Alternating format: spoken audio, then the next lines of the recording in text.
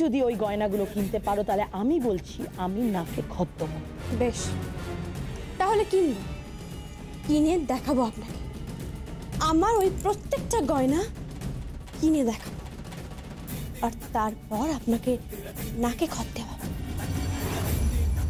কথা দিলাম।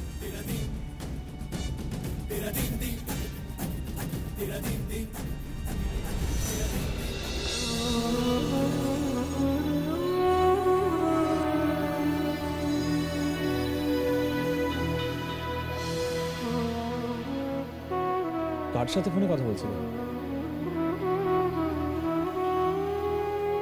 আমার পরিবারের সাথে, আমার শাশুড়ি মায়ের সাথে। প্রথমে আমি ভেবেছিলাম যে আমার শাশুড়ি মা আমাকে ঠিক মেনে নেবেন, আমার একটা মিষ্টি সংসার হবে, শ্বশুর শাশুড়ি ননদ দেওর সবাইকে নিয়ে ছোট্ট একটা ঘর বানাবো আমি। আচ্ছা আচ্ছা কোহিনূর বাবু, আমার স্বপ্ন পূর্ণ হবে না? কেন ঝুমকো, তোমাকে মা কি বলেছে? যা বলেন সব সময়, যা বলেন উনি,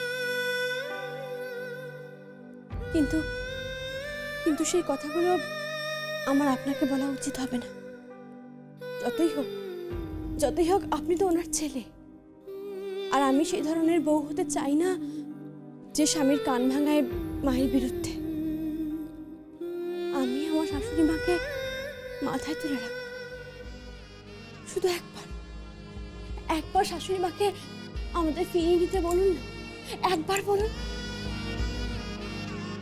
ওনারা তো আমার গয়না নিলামে তুলেছে, এরপর হয়তো কোনোদিন আপনাকে না ঝুমকো, কখনো। হ্যাঁ সোনা আমাদের পরিবারের প্যাশন, আমাদের পরিবারের ব্যবসা, সবকিছু। তুমি আমার ঝুমকো।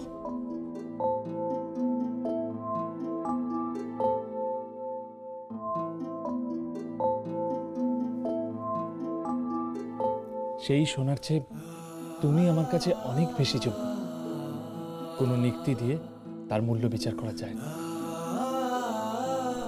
আমি তোমাকে কতটা ভালোবাসি সেটা একমাত্র ঈশ্বর জানে। ঝুমকো, তুমি যখন কথা বলো তখন আমার দুটো কান ভরে যায়। তুমি যখন দু চোখ মেলে আমার দিকে তাকাও তখন আমার দুটো চোখে অপূর্ব একটা তৃপ্তি থাকে। তুমি যখন হাসো তখন আমি নতুন করে বাঁচার রসদ খুঁজে পাই। আর তোমার চোখের জল আমাকে বারবার দুর্বল করে দেয়, বারবার। প্লিজ ঝুমকো, প্লিজ তুমি ভেঙে পড়ো না।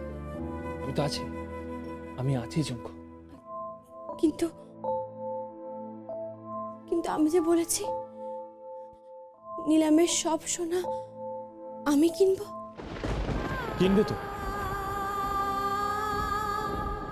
তুমিই তো কিনবে। হ্যাঁ ঝুমকো। আর ঝুমকো,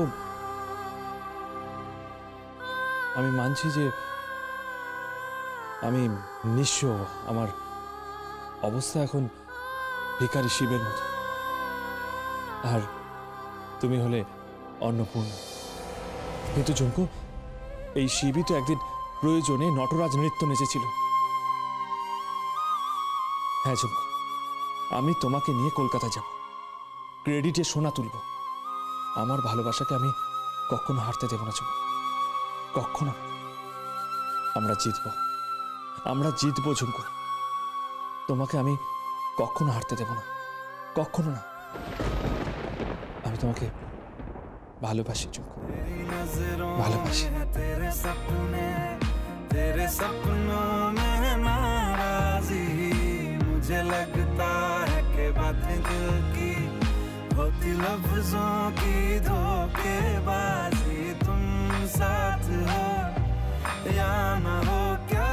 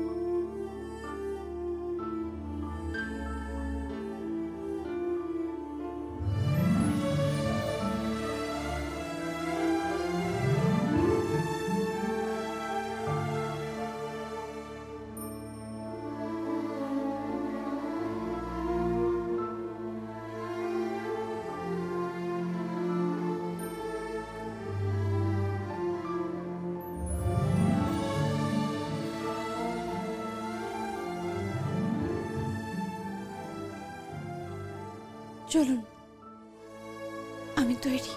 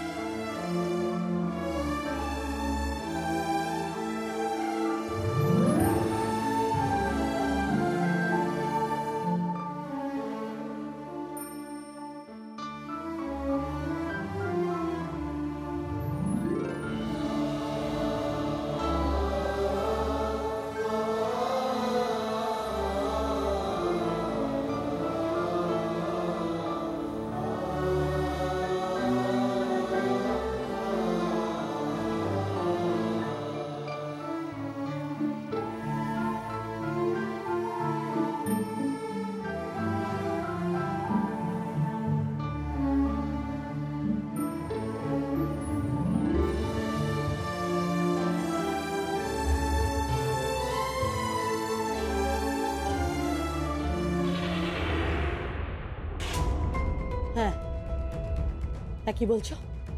ওরা বেরিয়েছে? হ্যাঁ, বেরিয়েছে। মেরে দাও, মেরে দাও, উড়িয়ে দাও ঝুমকো। হ্যাঁ, ও যেন কোনোভাবেই কলকাতায় ফিরতে না পারে, বুঝতে পেরেছো? ওর একমাত্র লক্ষ্য নিলামে গয়না কেনা, আর ও যা ধরি বাজবে ও সব পারে। ও ঠিক টাকা জোগাড় করে ফেলবে, সব পারে, সব। কোনোভাবেই যেন ও ট্রেনে উঠতে না পারে, বুঝতে পেরেছো? আটকে দাও, আটকে দাও। জড়োয়া তো আগেই শেষ হয়েছে, এবার জড়োয়ার বোন ঝুমকো খতম হবে। অজিত আর মতিকে দিয়ে যে কাহিনী শুরু হয়েছিল, ঝুমকোকে দিয়ে সেটা আমি খতম করলাম, শেষ করলাম।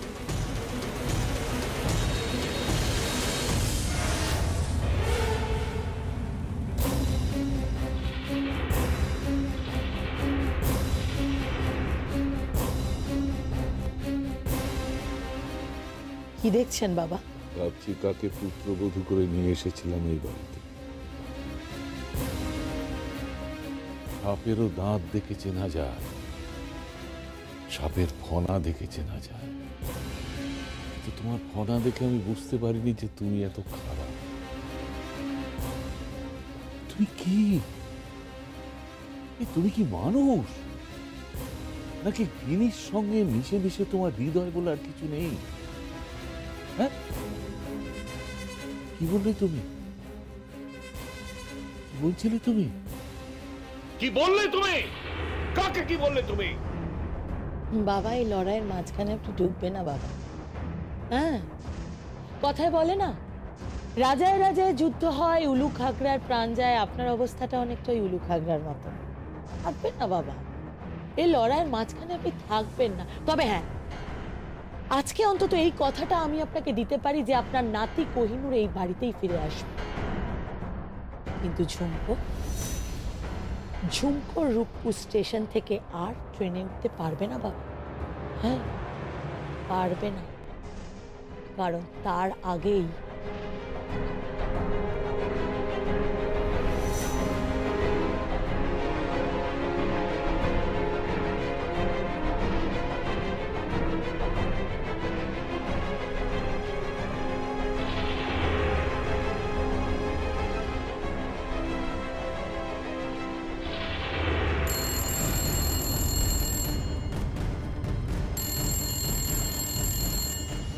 কেউ ফোনটা তুলছে না, কেউ ফোনটা তুলছে না। ফোনটা তুলছে না কেন? অজিত, অজিত, অজিত ফোনটা তোল। অজিত, অজিত ফোনটা তোল। অজিত ফোনটা তোল। কি হয়েছে বাবা, বাবা, বাবা, আমার খুব কষ্ট হচ্ছে।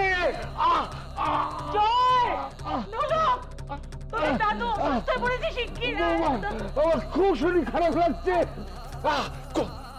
খুব শরীর খারাপ লাগছে।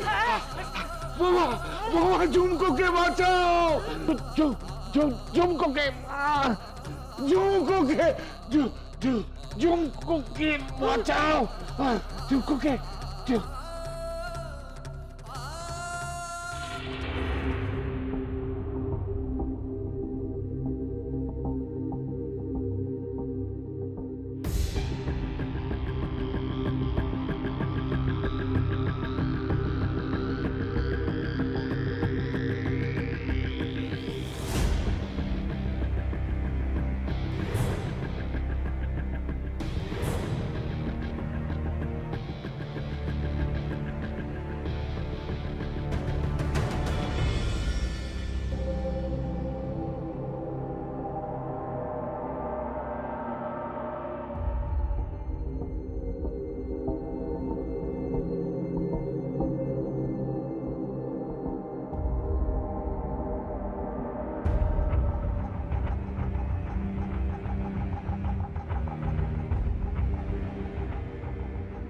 হচ্ছে কেউ আমাদের ফলো করছে।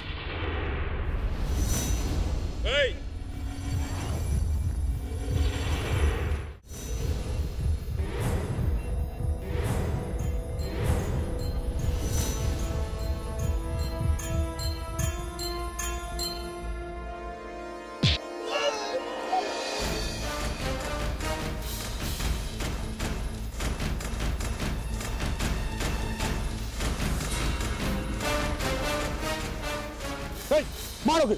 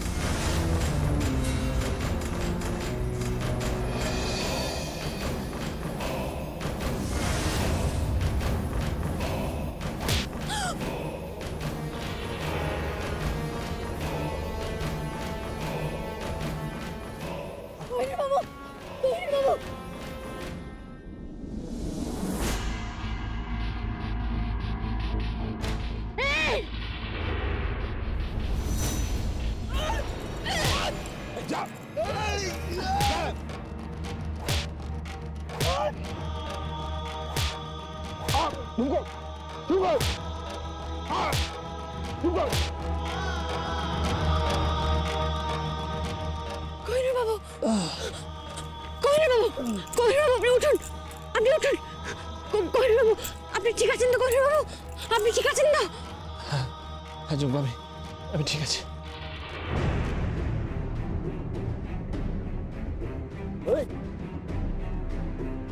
এই তোকে আমাদের মারতে পারিয়েছে, বল কে মারিয়েছে? তোমাকে নয়, ওকে। ঝুমকো। কে পাঠিয়েছিল? কে পাঠিয়েছিল? লোরা রায়।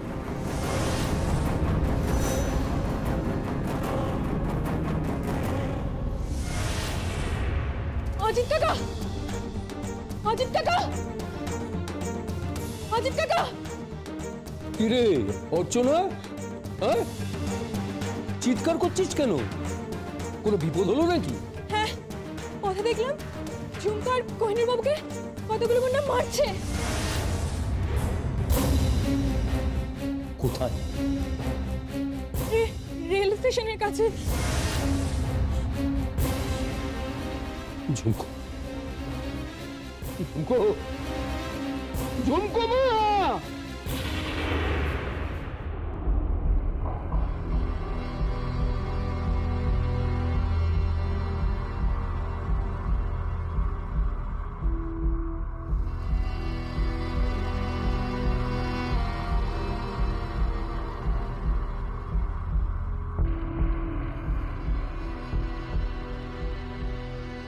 ওনার প্রেশারটা খুব বেড়ে আছে। আমি কতগুলো ওষুধ লিখে দিচ্ছি, এগুলো নিয়ম করে খাওয়াবেন। আর কালকে একটা ইসিজি করিয়ে নেবেন। আর নো টেনশন, আর নড়াচড়া একদম বন্ধ। একদম কথা বলবেন না মিস্টার রায়।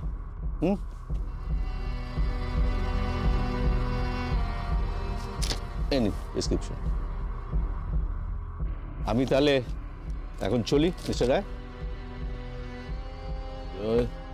আমাকে একটু এগিয়ে দাও। হ্যাঁ যাচ্ছি, আসুন ডাক্তারবাবু। হ্যাঁ চলুন। পারবো, আমাকে একটু তুলে ধরো তো, আমি একটু উঠে বসবার, পিঠে একটু বালিশগুলো দিয়ে দাও। দাদা আপনার তো নড়াচড়া করা বন্ধ। উপদেশ দিও না, যা বলছি তাই করো না।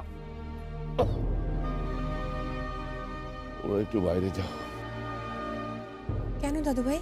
যেটা বলছি সেটা করো। দাদুকে উত্তেজিত করিস না, তোরা যা বাইরে।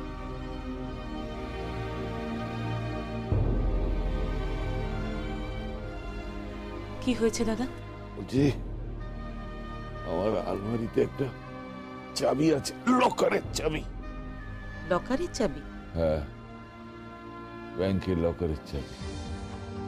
আমার আর কোহিনূরের জয়েন্ট অ্যাকাউন্ট আছে। তাই নাকি? কি হবে? ওর মধ্যে অনেক গয়না আছে, সোনার গয়না। আমার মায়ের স্মৃতি আর মতির গয়না। মতির গয়না মানে? মানে মতির যখন এই বাড়িতে আসার কথা ছিল তখন তো আমি সেই গয়নাগুলো কিনেছিলাম। আমি তো তখন জানতাম না যে মতি হীরককে নয় অজিতকে ভালোবাসে। দোহাই দাদা, এসব আপনি কি বলছেন? দেখো, আমার শরীর ভালো নেই, কখন কি হয়ে যায় ঠিক নেই, আমাকে বলতে দাও। তোমাকে যা বলছি তাই করো না। হ্যাঁ দাদা, দেখছি।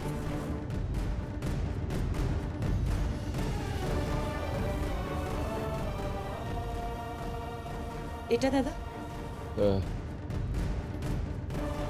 ওই প্যাকেটটার মধ্যে একটা চাবি আছে, এটা কোহিনূরকে পৌঁছে দিতে হবে। তুমি নিজে গিয়ে পৌঁছে দেবে, ওকে বলবে যে একটা প্যাকেটে আমার মায়ের গয়নাগুলো আছে, আর পাশে একটা গয়নার বাক্স আছে, তাতে সব মতির গয়নাগুলো রয়েছে। ওগুলো আজ পর্যন্ত কেউ স্পর্শ করেনি। মতি তো এ বাড়িতে আসেনি, মতি এ বাড়ির চৌকাঠ পর্যন্ত পার হয়নি, ভাগ্যিস পার হয়নি, তাহলে হয়তো ঝুমকোর মতো ওকে জ্বলতে হতো, মরতে হতো। থাক দাদা, আপনি চুপ করুন। আমাকে বলতে দাও। মানে মতির সমস্ত গয়নাগুলো ঝুমকোর গায়ে উঠবে, ওখানে কোটি টাকার গয়না আছে। দাদা, ওগুলো সব ঝুমকোর প্রাপ্যকে বলবে যে ওর আমার মায়ের গয়নাগুলোর বিনিময়ে নিলামের দিন ও যেন নিজের গয়নাগুলো কিনে নেয়। হ্যাঁ, ও যত দরই উঠুক কেন, ততখানি ও নিজে যেন দর হাঁকে। কিন্তু দাদা, মতির গয়না আপনার কাছে, মানে আপনি তো এই কথা কখনো কাউকে বলেননি। সব কথা সবাইকে বলা যায় না, আমি কাউকে বিশ্বাস করি না, এই সংসারে আমি কাউকে বিশ্বাস করি না। না, আমি